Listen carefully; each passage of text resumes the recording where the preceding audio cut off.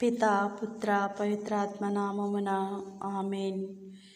ప్రియ సహోదరి సహోదరులారా, జ్ఞానవాణి వీక్షితులారా, మీకందరికీ ప్రభు నామమున శుభాభివందనములు.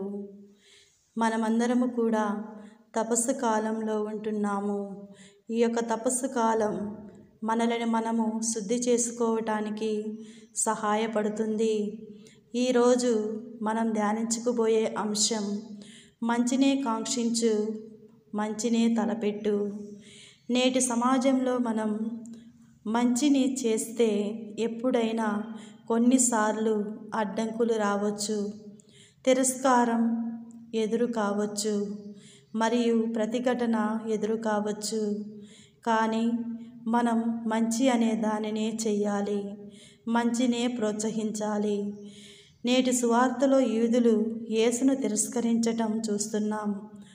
మొదటి నుండి కూడా నేను దేవుని కుమారుడనని, దేవుడే నా తండ్రి అని, నా తండ్రి నన్ను ప్రతిష్ఠ చేసి ఈ లోకానికి పంపాడని, నన్ను నమ్మకపోయినా నా పనులను చూసి అయినా నన్ను నమ్మండి అని యేసు ప్రభు యూదులకు తెలియజేస్తున్నప్పటికీ వారు యేసు ప్రభుని అంగీకరించలేకపోయారు. ఇదంతా కూడా యూదులకు యేసుపై ఉన్న తిరస్కారాన్ని సూచిస్తుంది. ఎందుకంటే ఆయన కార్యాలు, ఆయన మాటలు, అద్భుతాలు చూసి వారు జీర్ణించుకోలేకపోయారు. ప్రజలలో యేసు ప్రభువుకు పెరుగుతున్న ఆదరణను, అభిమానాన్ని తట్టుకోలేకపోయారు. అందుకే ఆయనను తృణీకరించారు.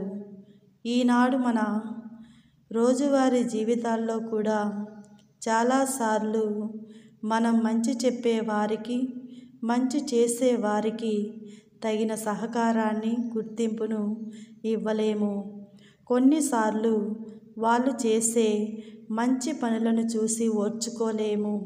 అందుకే వారిపై నిందలు వేస్తాం, వారిని అవహేళన చేస్తాం, అవమానపరుస్తాం. సువిశేషంలో నేను దేవుని కుమారుడనను అని నిజం చెప్పిన యేసుక్రీస్తునే ఇతడు దైవదూషణ చేస్తున్నాడు అని ఆయనపై నిందారోపణ చేశారు. ఈ రోజుల్లో మన జీవితాల్లో కూడా ఒకరిని మంచి చూడలేకపోతున్నాం, మంచిని ప్రోత్సహించలేకపోతున్నాం. ఈర్ష్య, ద్వేషంతో జీవిస్తూ దేవునితో మన జీవితాన్ని అనుసంధానం చేసుకోలేకపోతున్నాం.